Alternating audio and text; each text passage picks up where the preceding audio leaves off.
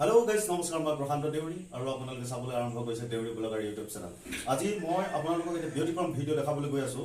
আমাৰ স্থানীয় জেগাতে লোহিত ভৱন আছে, মেক্সিম লাইব্ৰেৰী আছে, সকলোৱে এই কথাখিনি নাজানে। আজি আপোনালোকৰ মাজলৈ মই এনেকুৱা এজন ব্যক্তিৰ যোগেদি এইখিনি পৰিচয় কৰাব বিচাৰিছোঁ। আমাৰ মাজত উপস্থিত আছে সন্মানীয় শ্ৰীযুত মাধৱজ্যোতি দেউৰী ডাঙৰীয়া, আৰু তেখেতৰ মুখেৰে মই জানিব বিচাৰিম আমাৰ দৰ্শকৰ কাৰণে লোহিত ভৱন, এই ভৱনটি কেতিয়াৰ পৰা কিয় লোহিত ভৱন হ'ল, এই সন্দৰ্ভে ডাঙৰীয়াই ক'ব লাগিব। ধন্যবাদ। দেউৰী ব্লগাৰ হয়, চেনেলটোৰ বাবে মই ধন্যবাদ জ্ঞাপন কৰিছোঁ। মোৰ লোহিত ভৱন আৰু এই টেঙাপানীৰ কটীয়ৰিত থকা পূৰ্বৰ মেক্সিম লাইব্ৰেৰী, এতিয়া তাৰ নামটো গড় কি জ্যোতি পুথিভঁৰাল কৰা হৈছে। তাৰ ফালৰ পৰা মই ধন্যবাদ জ্ঞাপন কৰিছোঁ। আজি বহাগৰ পহিলা দিনটোত মোৰ বাসগৃহত এই লোহিত ভৱনত এনেকৈ পাই মই নিজকে ধন্য মানিছোঁ। আৰু এই দেউৰী ব্লগাৰ হেৰিটোলৈ মই অভিনন্দন জনাইছোঁ। ধন্যবাদ।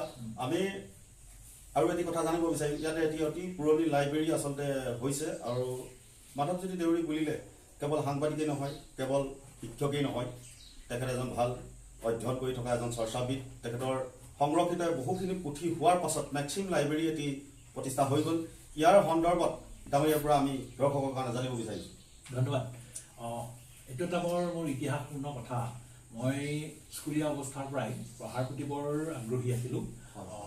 মই আমাৰ প্ৰসংগতে কৈ ভাল লাগিব, মোৰ প্ৰয়াত এজাই বেথাৰাম দেউৰীৰ উদ্যোগতে ইয়াতে লাল বাহাদুৰ শাস্ত্ৰী পুথিভঁৰাল 1966 চনতে স্থাপিত হৈছিল।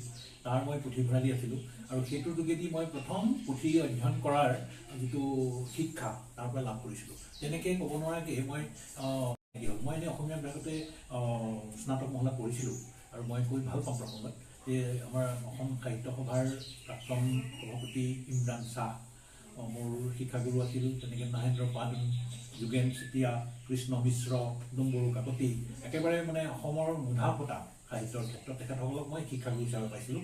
গতিকে এনেও শিৱসাগৰ কলেজৰ এটা নাম আছিল, মানে পদ্মধৰ চলিহাৰ, পৰাগ চলিহাৰ উদ্যোগত হোৱা মহাবিদ্যালয়খন সাহিত্যৰ ক্ষেত্ৰত। গতিকে সেইধৰণে মই ক'ব নোৱাৰাকৈ সাহিত্যৰ প্ৰতি আগ্ৰহী হ'লোঁ। আৰু তেতিয়া সঁচা কথাটো ক'বলৈ গ'লে মই কলেজত সেই স্নাতক মহলাত অসমীয়া বিষয় লৈ পঢ়ি থাকোঁতেই মই অধ্যয়নৰ প্ৰতি অনুৰাগী হৈ পৰিছিলোঁ।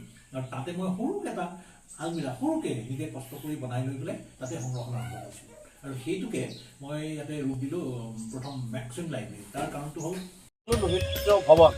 এয়া হৈছে লোহিত ভৱন। এফালে আপোনালোকে দেখিবলৈ পাইছে বাটচৰা বুলি লিখা আছে, আপোনালোকে এইফালে আহিব লাগিব। আৰু আনফালে দিকে অপজিট ছাইডত যিডোখৰ আমাৰ এৰিয়া আছে, সেই এৰিয়াডোখৰকো অকণমান দেখাই দিয়ক। এইটো পেপাৰ ব্লকৰ ৰাস্তা আছে, এইফালে দিকে গ'লে মঠৰি পাব, আৰু এইফালে দিকে গ'লে আপোনাৰ টেলেঙা আলি নামেৰে এই ৰাস্তাটো জনা যায়। নাওজান তিনিআলিৰ পৰা এইটো মঠৰি সংযোগী এটা ৰাস্তা। লোহিত ভৱনলৈ আহিবলৈ ইয়াতে লিখা আছে আপোনাৰ মেক্সিম লাইব্ৰেৰী। মেক্সিম লাইব্ৰেৰী আসনটো অলপ পুৰণা হৈছে। মেক্সিম লাইব্ৰেৰী লোহিত ভৱন। আপোনালোকে তেলেংগা পথ নামৰ যিটো ৰাস্তা আছে এইফালে আহি মঠৰি সংযোগী যিটো ৰাস্তা আছে এইফালে আহিলে মানে ইয়াত উপস্থিত হ'ব পাৰিব। তো গাইজ, মই আজি লোহিত ভৱনত উপস্থিত হ'লোঁ আৰু মেক্সিম লাইব্ৰেৰী দেখুৱালোঁ। এয়া হৈছে আপোনাৰ লোহিত ভৱন। আৰু মেক্সিম লাইব্ৰেৰী যিটো আছিলে, এই মেক্সিম লাইব্ৰেৰীটো এতিয়া নামটো সলনি কৰা হৈছে।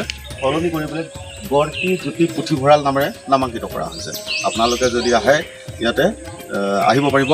আৰু গোটেই চৌহদটো মই অলপ দেখাবলৈ লৈছোঁ। এইফালে দিকে অসমীয়া এইফালে আমাৰ কেমেৰামেন দেখাই দিব, কেমেৰা পাৰ্চন কৰি লোকেশ্যনটো এবাৰ ঘূৰাই দিব লাগে।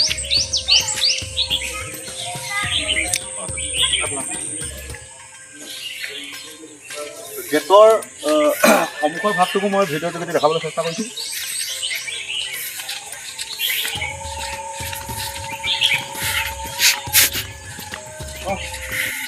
তেতিয়া তেখেতৰ মই সেই স্কুলীয়া অৱস্থাৰ পৰাই পঢ়াৰ প্ৰতি তেনেকৈ ক'ব নোৱাৰাকৈ আকৰ্ষিত হৈছিলোঁ, আৰু সেইধৰণে সেই মেক্সিম গড়টিৰ প্ৰতি আকৰ্ষিত হৈ মেক্সিম তেখেতৰ নামতে মেক্সিম লাইব্ৰেৰী, কাৰণ মেক্সিম শব্দটো যিহেতু অনা অসমীয়া আছিল, গতিকে লাইব্ৰেৰী শব্দটো মই ব্যৱহাৰ কৰিছিলোঁ। কিন্তু মোৰ কোনো তেনেকুৱা পৰিকল্পনা নাছিল যে মই এটা লাইব্ৰেৰী কৰিম, কিবা কৰিম। মই নিজে পঢ়িবৰ কাৰণেহে কিতাপবোৰ সংগ্ৰহ কৰিছিলোঁ। মই কেতিয়াবা ভাবি আচৰিত লাগে যে ডিব্ৰুগড়ত গ্ৰন্থমেলা হয়, যোৰহাটত হয়, গুৱাহাটীত হয়, শিৱসাগৰ স্থানীয়খিনি বাদেই মই কেৱল কিতাপ কিনিবৰ কাৰণে গুৱাহাটীলৈ, তিনিচুকীয়ালৈ, ডিব্ৰুগড়লৈ যাওঁ গ্ৰন্থমেলাত, আৰু নিজে পঢ়িবৰ কাৰণে বিভিন্ন বাছি বাছি কিতাপবোৰ হেৰি কৰোঁ। আৰু সেইখিনি সংৰক্ষণ তেতিয়া ভাবিলোঁ যে কাৰোবাক দিবলগীয়া হ'লে যে কি কৰিম, এটা কিবা এটা নামকৰণ কৰোঁ, এনেকৈ কৰিছিলোঁ।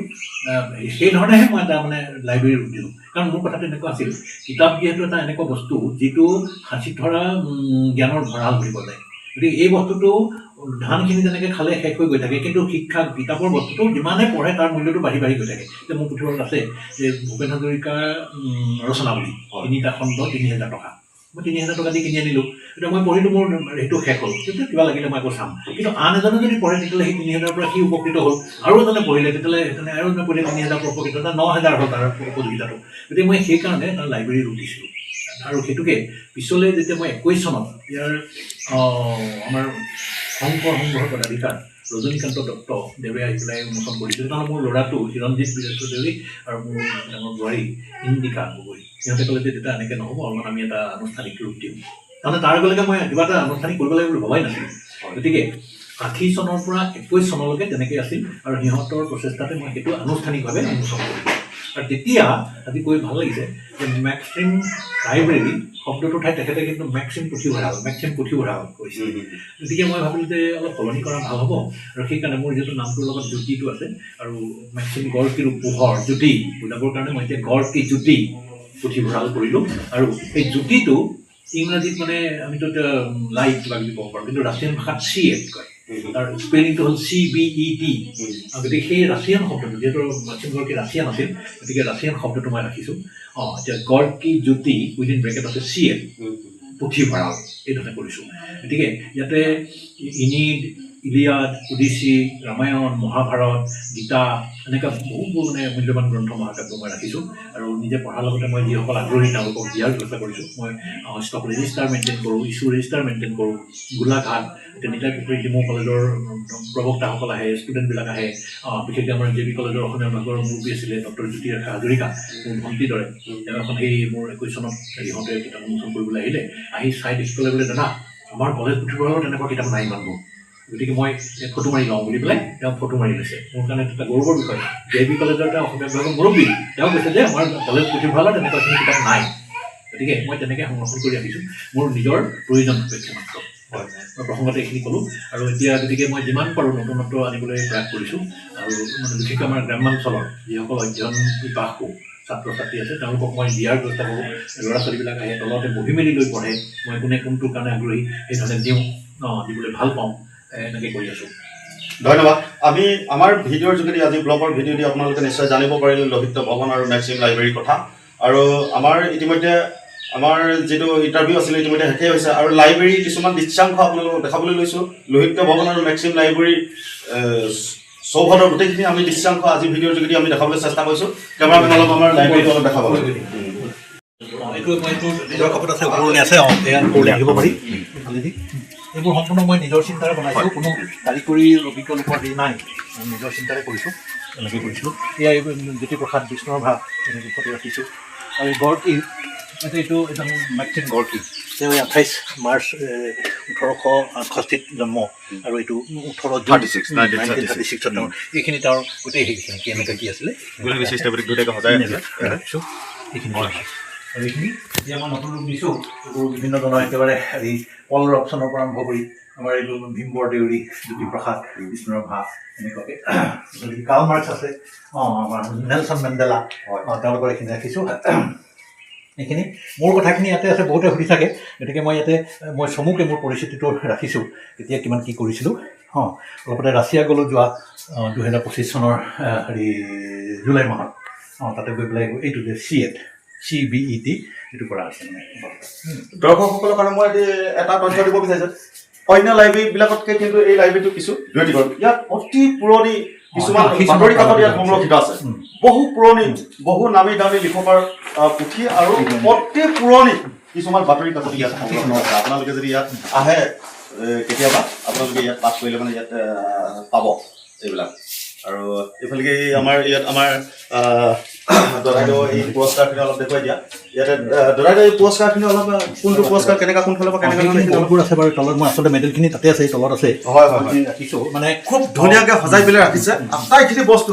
এইবিলাক আপোনাৰ 70 চন 80 চনৰ মানৰ পৰা ইয়াতে সংৰক্ষিত হৈছে পেপাৰ। যেতিয়াৰ পৰা সাংবাদিক কৰি থকা হৈছিলে ইয়াতে গোটেই পেপাৰবিলাক আছে, আৰু যেতিয়া দিনৰ পৰা মানে কিতাপবিলাক মানে আচলতে কিনা হৈছে, ক্ৰয় কৰা হৈছে, সেই সকলোখিনি কিতাপ ইয়াতে সংৰক্ষণ হৈ আছে। ইয়াতে মোৰ ৰচনা ইতিমধ্যে 11খন হৈছে মোৰ ৰচনাখিনি ইয়াত আছে এইটো মেচিন লাইব্ৰেৰী বুলি কৈছে যে হোমেন বৰগোহাঁই হাজাৰবাৰ জিন্দাবাদ মোৰ দুখৰ দিনৰ গান গীতৰ পুথি নিতাই পুখুৰী পাৰ ইতিমধ্যে 3টা সংস্কৰণ হৈছে তাৰ ইংৰাজী সংস্কৰণটো হৈছে 21 চনতে কৰিছোঁ এখন এতিয়া ৰাছিয়া জাপান আদিলৈ গৈছে মই ৰাছিয়ান ভাষাত অনুবাদ কৰাৰ কথা কৈছোঁ এখন তাতে দিছোঁ তেনেকৈ এইখিনি মোৰ এইখিনি ৰচনাখিনি আৰু বিভিন্ন জনগোষ্ঠী সম্পৰ্কীয় কথাখিনি ইয়াত আছে মানে বিভিন্ন জনগোষ্ঠী যিখিনি মানে সেই জে বি কলেজত নাই বুলি কৈছিলে জ্যোতিৰেখা হাজৰিকাই মানে বহুত মানে সংৰক্ষণ কৰিব বহুততে নাই তাৰমানে জনগোষ্ঠী সম্পৰ্কে এইখিনি তেনেকুৱা বাতৰি কাকত এইখিনি এনেকুৱাকৈ আছে এইখিনি হ'ল মানে হেৰি এইখিনি গোটেইখিনি মোৰ কবিতা পুথি প্ৰায় 150খন কবিতা পুথি আছে ইয়াতে এই গোটেইখিনি হোমেন বৰগোহাঁই এইখিনি আৰু এইখিনি MA আৰু BA কোৰ্চৰ মেজৰ এইখিনি আছিলে ইয়াত আছে মেক্সিমাম মানে সেই অনুবাদ সাহিত্য পৃথিৱীৰ বিভিন্ন মানে খুব উল্লেখযোগ্য কিতাপবিলাকৰ অনুবাদখিনি আছে আৰু ইয়াতে এখন কৈছিলোঁ এইটো এতিয়া এইটো ভূপেন হাজৰিকাৰ ৰচনাৱলী 3টা খণ্ড এইটো জ্যোতিপ্ৰসাদ বিষ্ণু ৰাভা তেনেকুৱা মই এতিয়া হেৰি সংবিধানখনলৈকে ইণ্ডিয়ান কনষ্টিটিউশ্যন সেইবোৰ মোৰ লগতে আছে এইখন আছে ফেডাৰেল ইংলিছৰ কথা ইণ্ডিয়ান কনষ্টিটিউশ্যন ইয়াতে আছে লগতে এনেকুৱাকৈ গতিকে মহাকাব্যবোৰ আছে ইয়াতে ইয়াত নিজৰ পৰা আৰম্ভ কৰি এনেকুৱাকৈ ৰাখিছোঁ কিমান পাৰোঁ ৰাখিবলৈ চেষ্টা কৰিছোঁ ফাইনেলি গাইছ আমি লাইব্ৰেৰীটোকো দেখাবলৈ আজি ভিডিঅ'ৰ যোগেদি সক্ষম হ'লোঁ আমি এতিয়া অন্তিম পৰ্যায়ত আমি বাসগৃহটো লোহিত্য ভৱন নামেৰে যিটো নামাংকিত কৰা হৈছে এই ভৱনটি আমি দেখাবলৈ চেষ্টা কৰিম আপোনালোকে ভিডিঅ'টো স্কিপ নকৰাকৈ শেষলৈকে চাই থাকিব হয়